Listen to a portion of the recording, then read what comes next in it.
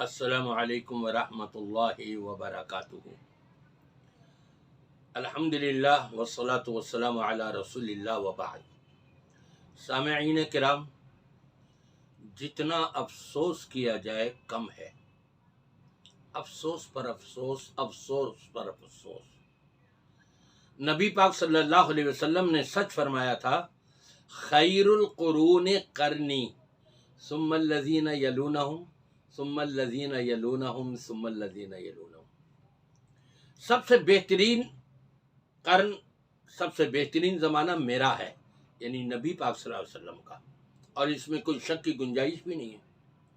لیکن اس کے بعد میں آنے والا دور اس سے کم ہوگا، اس کے بعد والا دور اور کم ہوگا۔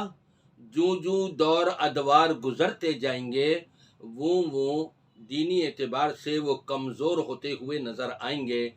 آج 1450-1500 سال کے لگ بھگ کا جب عرصہ گزر گیا، ہم تو پچھلی حکومت کو رو رہے تھے کہ جہاں پر فؤاد چودھری نے یہ کہا تھا کہ ہم پاکستان میں فلم انڈسٹری کے لیے تک و دو کر رہے ہیں، آنے والی حکومت نے کیا کیا؟ یہ شہباز شریف کی حکومت، یہ ہمارے سندھ گورنمنٹ، دیکھیں بل میں کیا پاس ہو رہا ہے، بجٹ میں کیا پاس ہو رہا ہے۔ اربوں روپے یہ پاس کیے گئے ہیں اس چیز کے لیے کہ اسکولوں کے اندر ایسے ٹیچر رکھیں گے جو لوگوں کو میوزک سکھائیں گے۔ میوزک سکھانے کے لیے نئے ٹیچر رکھے جائیں گے اور اس کے لیے اربوں روپیہ مختص کیا گیا ہے۔ اور رب تبارک و تعالی کیا فرماتا ہے؟ ان الذین یحبون ان تشیع الفاحشۃ، جو لوگوں کے اندر بے حیائی کو پھیلانا چاہتے ہیں تو رب تبارک و تعالی پھر ان سے نمٹنا بھی جانتا ہے۔ نبی پاک صلی اللہ علیہ وسلم تو ایک مرتبہ آپ کو ڈھول ڈھماکے کی آواز آ رہی تھی، آپ نے اپنے کانوں میں انگلیاں دے لیں۔ حضرت انس رضی اللہ تعالیٰ عنہ کے ہمراہ جا رہے تھے، انہوں نے بھی کانوں میں انگلیاں دے لیں۔ کافی دور آگے نکل جانے کے بعد حضرت انس سے کہا، اللہ کے رسول صلی اللہ علیہ وسلم نے دیکھنا اب تو آواز نہیں آ رہی۔ انہوں نے اپنے کانوں سے انگلیاں نکال کے کہا، نہیں اب آواز نہیں آ رہی۔ تب جا کے اللہ کے رسول صلی اللہ علیہ وسلم نے اپنے کانوں سے انگلیاں ہٹائی ہیں۔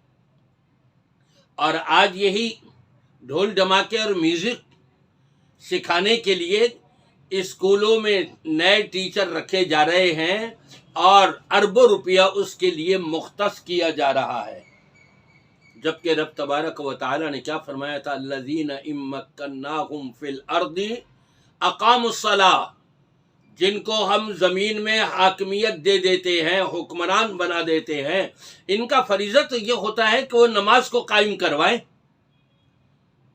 اور زکوٰۃ کا سلسلہ قائم کریں اور پھر امر بالمعروف اور نہی عن المنکر کریں، منکرات سے لوگوں کو روکیں، منع کریں۔ لیکن یہ منکرات کو پروموٹ کر رہے ہیں، منکرات کو پھیلا رہے ہیں، منکرات کے لیے اربوں روپیہ مختص کر رہے ہیں۔ گویا کہ ہماری یہ سندھ گورنمنٹ اور ہماری یہ پاکستان کی موجودہ گورنمنٹ اپنے لیے اپنے ہاتھوں اپنے پیروں پر کلہاڑی مارنے کے مترادف ہیں، اپنی ہلاکت کو خود دعوت دے رہے ہیں۔ رب تبارک و تعالی نے اسی لیے تو فرمایا تھا، ظہر الفساد فی البر والبحر بما کسبت ایدی الناس۔ بحر و بر کے اندر خشکی میں اور تری میں جو فساد بپا ہوتا ہے وہ کس وجہ سے؟ ان کے اپنے ہی کرتوتوں کی وجہ سے، ان کے اپنے ہی بدعمالیوں کی وجہ سے، ان کی اپنی ہی بدماشیوں کی وجہ سے، ان کی اپنی ہی بے جا حرکتوں کی وجہ سے یہ زمین کے اندر فتنہ و فساد پیدا ہو جاتا ہے۔ موجودہ حکومت کو چاہیے ہوش کے ناخن لیں، ورنہ جس طرح رب تبارک و تعالی نے عمران خان کا راتوں رات تختہ الٹا، تمہارا تو دن کے اندر ہی تختہ الٹ جائے گا، گھبرانے کی ضرورت نہیں۔ اللہ کو راضی کرنے کے لیے اپنے بنائے ہوئے غلط قوانین واپس لو. اور میں فوج سے کہوں گا کہ فوج اس سلسلے میں ان چیزوں کو ختم کرانے کی کوشش کرے، ورنہ فوج نے بھی اللہ کے ہاں جواب دینا ہے. ہر ایک نے جواب دینا ہے.